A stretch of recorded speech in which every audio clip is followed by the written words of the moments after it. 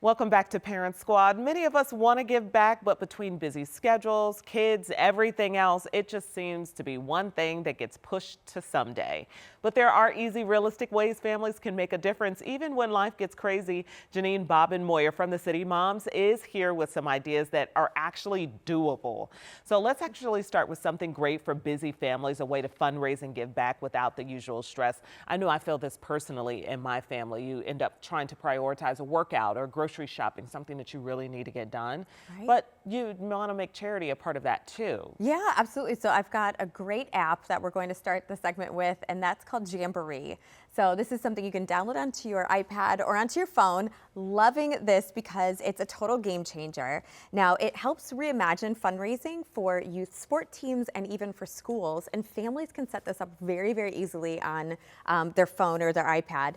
The nicest thing about it, it's 100% digital. Okay, so you don't have to have product that you're selling. You don't have to go door to door to your neighbors. It's really an easy thing that you just create your fundraiser, and then you're gonna send that out either via social media or via text. So super simple. Another really nice thing about Jamboree too is they have a secondary impact. So not only are you raising funds for your team or your school, but for every $20 that you raise, Jamboree will plant a tree for you. Love it. So definitely kind of that just full circle moment. On top of that, you're going to raise and save 70% of every sale. That's what goes directly to your team or to your school, which is really wonderful. Especially when you start to break down other fundraising programs, often you're seeing that kind of in like those 40 to 50% is going back. So definitely a big growth there for you too.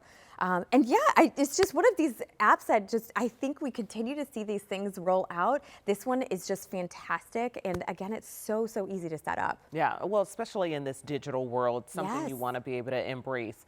Okay, so beyond fundraising, what are some hands-on ways that families can give back even with young kids? Yeah, so many kid-friendly options that don't require a huge time commitment are out there. And I think that time commitment piece, like we were kind of saying, is something that a lot of us think I'm the parent with a really young kid. Yes, yeah, absolutely. So let me talk you through a few of my favorites. The first are food pantries. Okay. So kids as young as 8 can often accompany their family and go and help out with food pantries. Think about things like sorting items or packing bags, which are very easy for kiddos that age group and up to help with.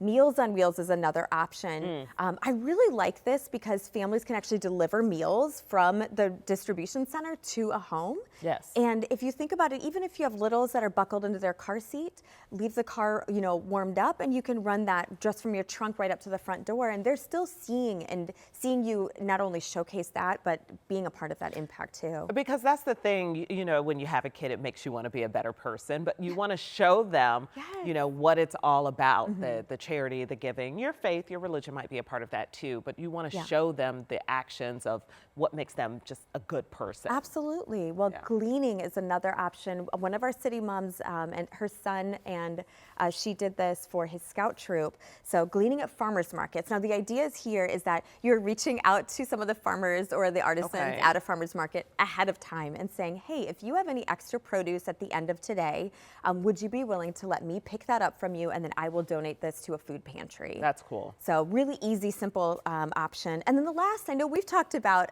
pets on the show before, but fostering a pet is a really simple thing for families to do. This can be something maybe like a weekend, maybe this is for a couple of months. Not only teaches kids good responsibility with pet ownership, but also teaches them about fostering and the importance of it. Yeah, I love that. I love that. And they can kind of be involved throughout the whole process, which is cool.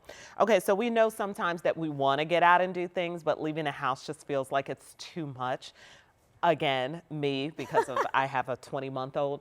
So what can we do from the comfort of our house? Yeah, easy things. First, think about a donation jar that you can have at home. I mean, if kids don't want to necessarily give back a little bit from their allowance maybe, or maybe some like birthday money, I don't know about you. I mean, my kids are constantly finding change as we are going out on this, like on a curb, on the street. They might find one on the floor somewhere. That's a great spot to put kind of that donation change. Well, they're closer to the ground. They are. That is definitely Yeah, they're also really good at spotting things that are super shiny. So, but a donation jar is a really good option. A couple other things, make cards. These can either go to retirement communities or even for like hospitalized kiddos. I love that. But just something easy that they can do at home, maybe color a picture and just write love, love Remy at the bottom. Hope you feel better soon. Yes. And then recycling is also another option that you can do from home. And while that might not be something that you are actively going to drop off, maybe you have a recycling bin at home that's picked up weekly curbside, but just a great way of showing them the impact of recycling. Yeah,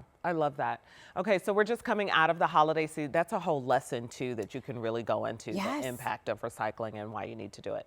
So we're just coming out of the holiday season. I know a lot of families feel tapped out, but giving can be year round. Yes. So you want them to look beyond just this season of giving, that it can be 365. Right, and Toys for Tots is a great option. So a lot of people think about Toys for Tots just during holiday. This is a program that runs year round. So with your kids, you can talk with them not only about donating perhaps even from their own closet. Yes. During a clean out. I don't know about you. Again, January for me is one of those moments that I'm cleaning everything out. Yes, Kind of well, that new because purge. they probably just got new stuff for the holidays, and maybe they're a bit older, so some of the older toys they've outgrown, and Yes. you want to donate them. Yeah, but a lot of nonprofits also have often Amazon wish lists that are open all year. So great time to maybe identify an organization that's important to you and your family, check out their Amazon wish list, and donate that way. I love it. Jeanine is always really just sparking some ideas to kind of help us be that well-rounded parent. So we appreciate you coming and sharing and making sure that Absolutely. we're thinking about these things. You got to do what works for you, and maybe, you need something easier in one season. But as long as you're thinking about giving, as long as you're trying to connect your children to giving, 2 thumbs up. You're doing a good job. Thank you so much. Thank you.